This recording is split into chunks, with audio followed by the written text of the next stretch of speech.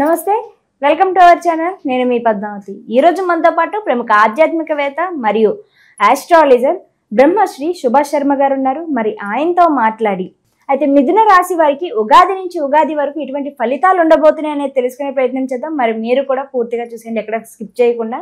Okay, నమస్కారం గురువు గారు. గురువు గారు, అయితే ఉగాది నుంచి నూతన సంవత్సరం అయితే వస్తుంది. శ్రీ విశ్వావసునామ సంవత్సరం అనేది ఈ మిథున రాశి వారికి ఎటువంటి ఫలితాలను ఇవ్వబోతుంది? మరి ముఖ్యంగా చూసుకుంటే మంచి ఫలితాలు ఏ విధంగా ఉంటున్నాయి, మరి వాటితో పాటుగా కష్టకరమైన ఫలితాలు ఏమైనా ఉన్నాయంటారా వీరికి? తప్పకుండా తెలియజేస్తాము. ముందుగా ప్రేక్షకులందరికీ శ్రీమాత్రే నమః, శ్రీ గురుభ్యో నమః. నమో దేవ్యై మహాదేవ్యై శివాయై సతతం నమః. నమ ప్రకృత్యై భద్రాయై నిహతాం ప్రణతాస్మిత. వీక్షిస్తున్నటువంటి ప్రేక్షకులందరికీ కూడా విశ్వవసునామ సంవత్సర నూతన ఉగాది శుభాకాంక్షలు తెలియజేసుకుంటూ, ఈ సంవత్సరము గోచార ఫలితాలందరికీ కూడా మెరుగుగా ఉండాలి, ఆనందంగా ఉండాలి, శుభంగా ఉండాలని కోరుకుంటూ ఇక గోచార ఫలితాల్లోకి అడుగు పెడితే ఇప్పుడు చెప్తున్నటువంటి రాశి మిథున రాశి. మరి మిథున రాశి వారికి ఈ సంవత్సరము ఆదాయ వ్యయం ఎలా ఉంది, ఖర్చు ఎలా ఉంది, రాజపూజ అవమానాలు ఎలా ఉన్నాయో ఒకసారి తెలుసుకుందాం. ముఖ్యంగా మిథున రాశి వారికి ఆదాయం 14, ఖర్చు 2, అలాగే రాజపూజ్యము 4, అవమానం 3% ఉంది. ఈ రకమైనటువంటి ఆదాయ వ్యయాలు వీళ్ళకు నడుస్తున్నాయి.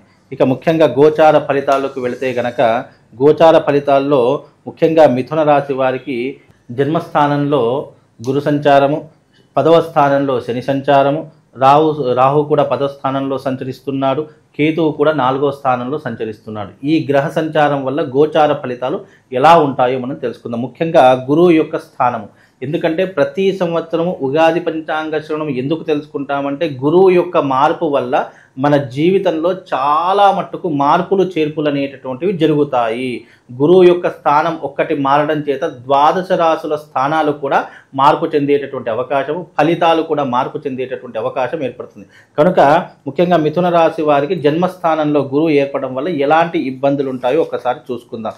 ముఖ్యంగా జన్మస్థానంలో గురు సంచారం ఏర్పడడం వల్ల ఏమవుతుంది అని అంటే కనుక స్థాన చలనము, ముఖ్యంగా ఉన్నటువంటి పరిసర ప్రాంతాల నుండి సుదూర ప్రాంతాలకు వెళ్ళడం కానీ, లేదంటే ఉద్యోగ స్థాన చలనం జరగడం కానీ, అలాగే ముఖ్యంగా ఒక ఊరు నుంచి మరో ఊరికి విలాసం కోసం కానివ్వండి, లేదు అంటే డబ్బు సంపాదించడం కోసం కానివ్వండి, ఉద్యోగ ప్రయత్నం కోసం కానీ ఒక ఊరు నుంచి ఇంకో ఊరికి మార్పిడి చెందడాన్ని స్థాన చలనం అంటాం. అలాంటి స్థాన చలనము ఇప్పుడు జరిగేటటువంటి అవకాశం ఏర్పడుతుంది.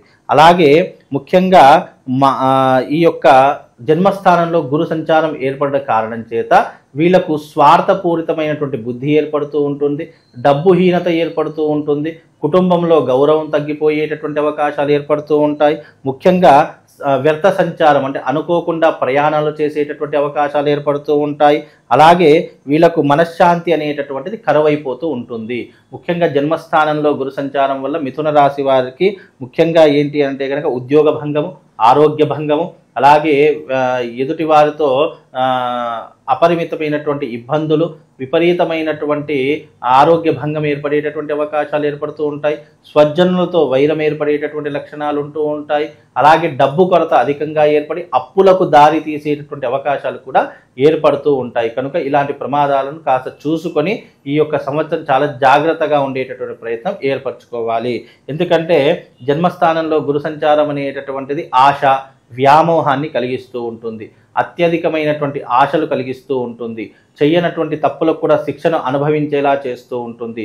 ఎవరో చేసినటువంటి తప్పులు మన నెత్తి మీద వేసుకొని మనం శిక్ష అనుభవించేలా ఏర్పడేటటువంటి కర్మ ఫలితం ఉంటుంది. కాబట్టి మిథున రాశి వారు చాలా జాగ్రత్తగా ఉండేటటువంటి ప్రయత్నం చేయాలి. మరి మిథున రాశి వారికి జన్మస్థానంలో గురు, మరి 10వ స్థానంలో శని సంచారం. మరి శని వలన ఎలాంటి ఇబ్బంది? ఇదంతా కూడా గురువు వల్ల కలిగింది కాబట్టి, గురువు యొక్క స్థానం బాగాలేదు కాబట్టి ఆర్థికపరమైన నష్టం ఏర్పడుతూ ఉంటుంది. ముఖ్యంగా ఉన్న ఆస్తులు అమ్ముకొని జీవన విధానాన్ని కొనసాగించేటటువంటి లక్షణాలు ఏర్పడుతూ ఉంటాయి. కాబట్టి గురువు మీ జాతకంలో అనుకూలంగా లేడు కాబట్టి కాస్త జాగ్రత్తగా ఉండే ప్రయత్నం చేయండి. అలాగే 10వ స్థానంలో శని సంచారం వల్ల కొంతవరకు ఇబ్బందులు కూడా కలిగేటటువంటి అవకాశం ఏర్పడుతుంది. ముఖ్యంగా మనోచింతన ఎక్కువగా కలుగుతూ ఉంటుంది. అంటే భయము, ఆందోళనక చింత, రేపు ఏం జరుగుతుందో అని ఇవాళనే భయపడిపోయేటటువంటి అవకాశాలు ఎక్కువగా ఉంటూ ఉంటాయి. అలాగే పాప భీతి ఎక్కువగా ఉంటుంది. చేసినటువంటి తప్పులకు భయపడిపోవడము, ఎవరో చేసినటువంటి తప్పులు మన నెత్తి మీద వేసుకొని ఏదో జరిగిపోతుందని ఆందోళన పడము, ఇలాంటివి ఎక్కువగా జరుగుతూ ఉంటాయి. అలాగే 10వ స్థానంలో శని సంచారం వల్ల ఉద్యోగ నష్టం ఏర్పడుతుంది. ప్రభుత్వ రంగమైనా ప్రైవేటీకరణ అయినా కూడా ఉద్యోగ భంగం ఏర్పడుతుంది. ఉన్న ఉద్యోగం కాస్త పోయేటటువంటి అవకాశం ఉంటుంది. లేదా ఉన్న ఉద్యోగం అంటే ఇంకా బెటర్ ఆప్షన్ వెతుక్కుద్దామనేటటువంటి భ్రమలో పడిపోయి ఉన్నటువంటి దాన్ని కూడా పోగొట్టుకునేటటువంటి లక్షణాలు ఏర్పడుతూ ఉంటాయి. ముఖ్యంగా వ్యవహార నాశనం అంటే ఏ పని చేసినా కూడా అందులో ఇబ్బందులు ఏర్పడుతూ ఉంటాయి. చేసే ప్రతి పనిలో కూడా ఆటంకములు ఎదురవుతూ ఉంటాయి. ముఖ్యంగా శని మీ జాతకంలో 10వ స్థానంలో ఉండడం కారణం చేత ఉద్యోగ భంగము, స్థానచలనము, ఆర్థికపరమైనటువంటి ఇబ్బందులు, భార్యాభర్తల మధ్య వైరం ఏర్పడేటటువంటి అవకాశాలు, కుటుంబ కలహాలు పెరిగేటటువంటి అవకాశాలు, ఉమ్మడి కుటుంబంగా ఉన్నటువంటివి వేరే కాపురం పెట్టేటటువంటి లక్షణాలు ఎక్కువగా ఈ యొక్క మిథున రాశి వారి యొక్క జాతకంలో ఏర్పడతాయి.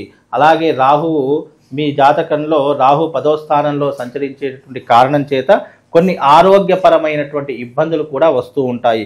అవి ఎలాంటివంటే కనుక స్వల్పమైనటువంటి లాభకారి, అలాగే వృధా భ్రమణము, ఆహార వ్యతిరేకత, కార్యక్షేత్రంలో ప్రతికూలత, అలాగే చేసే ప్రతి పనిలో ఆటంకము, ఉదర సంబంధితమైనటువంటి వ్యాధులు, లేదు అంటే స్కిన్ ఎలర్జీ సంబంధించినటువంటి వ్యాధులు ఎక్కువ అయ్యేటటువంటి అవకాశం ఉంటుంది. మైగ్రేన్ లాంటి ప్రాబ్లమ్స్ రావడం ఉంటుంది. లేదా కంటికి సంబంధించినటువంటి ఇబ్బందులు, లేదంటే కళ్ళకు అద్దాలు వచ్చేటటువంటి అంటే దృష్టి లోపం జరగడం కానివ్వండి, ఇలాంటివి ఎక్కువగా జరిగేటటువంటి అవకాశం ఉంటుంది. కనుక ఆరోగ్య విషయంలో కూడా కాస్త జాగ్రత్తగా ఉండేటటువంటి ప్రయత్నం చేసుకోవాలి. ముఖ్యంగా స్కిన్ ఎలర్జీ కూడా ఎక్కువగా వచ్చేటటువంటి అవకాశం ఉంటుంది. కాబట్టి ఆరోగ్య విషయంలో కాస్త జాగ్రత్తగా ఉండే ప్రయత్నం చేసుకోండి.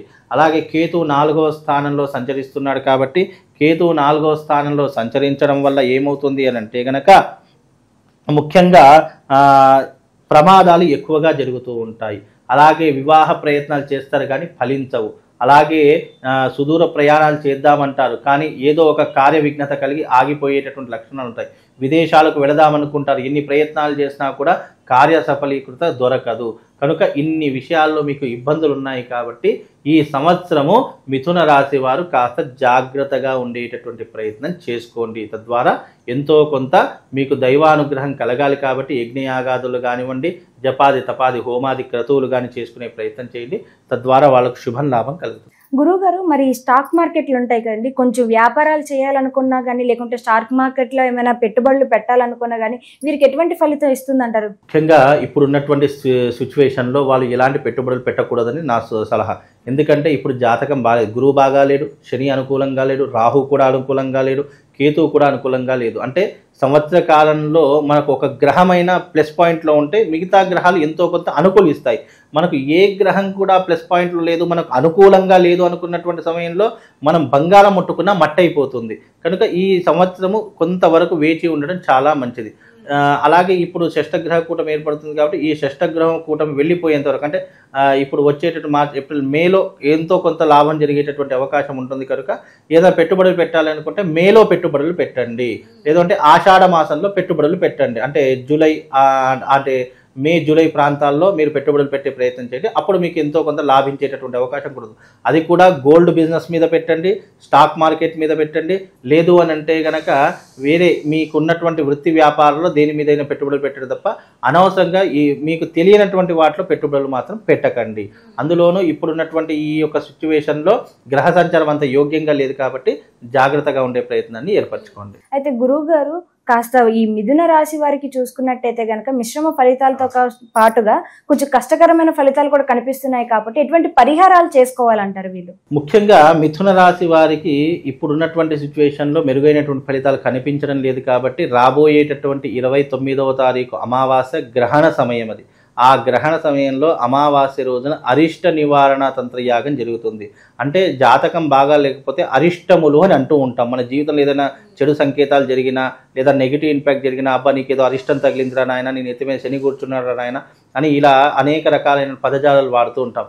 ఇలాంటి అరిష్టాలన్నీ తొలగిపోవడానికి అరిష్ట నివారణ తంత్రయాగం అని చెప్పి మార్చి 29వ తారీఖు రోజున చేయిస్తున్నాం. కాబట్టి ఆ యాగంలో పాల్గొనండి. వాళ్ళకు రక్షణగా ఒక మాల, ఒక యంత్రం ఇస్తూ ఉన్నాను. కాబట్టి ఆ రోజున జరిగేటటువంటి ఈ యాగంలో పాల్గొంటే ఈ సంవత్సరం విశ్వావసునామ సంవత్సరంలో కొన్ని అరిష్టాలు దూరం అయిపోయి ఎంతో కొంత లాభం జరిగేటటువంటి అవకాశము, కాస్త పాజిటివ్నెస్లోకి అడుగుపెట్టేటటువంటి అవకాశం కలుగుతుంది. ఇది బాసర క్షేత్రం నందు జరుగుతుంది. కాబట్టి ఎవరైతే మిథున రాశి వారు ఉన్నారో మీ జాతక గ్రహ సంచార గోచార ఫలితాలు ఈ సంవత్సరం అనుకూలంగా లేవు. కాబట్టి వీలైనంత వరకు తప్పకుండా ఈ యొక్క యాగంలో పాల్గొనండి. తప్పకుండా వాళ్ళకు శుభం లాభంతో పాటు అమ్మవారి యొక్క అనుగ్రహం సంపూర్ణంగా కలుగుతుందమ్మా. ఇక ప్రతి ఒక్క రాశి వాళ్ళు, ఈ రాశి వాళ్ళు ఎవరైతే ఉన్నారో తప్పకుండా ఈ సంవత్సరము శిష్టగ్రహ కూటమి ప్రతి ఒక్క రాశుల మీద ప్రభావం చూపించేటటువంటి అవకాశం ఏర్పడుతుంది. కనుక ఈ సంవత్సరము గోదావరి క్షేత్రమునందు, బాసర జ్ఞాన సరస్వతి దేవస్థానమునందు, గంగా తీరమునందు అరిష్ట నివారణ తంత్రయాగం చేయిస్తున్నాము. 12 రాశుల ప్రతి ఒక్కరూ కూడా ఈ యొక్క యాగంలో పాల్గొనాలి.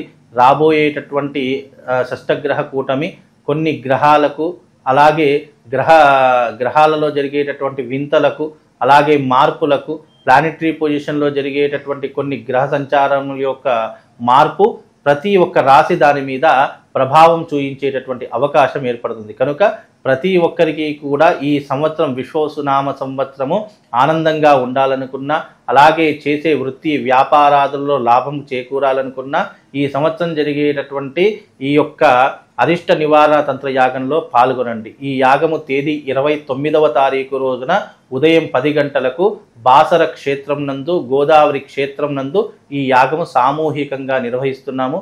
అందరూ రండి, ఈ యాగంలో పాల్గొని ఈ విశ్వావసునామ సంవత్సరంలో ఆనందంగా సుఖంగా ఉండేలా మీ జీవితాన్ని మలుచుకోండి. శ్రీమాత్రే నమః. శ్రీ గురుభ్యో నమః.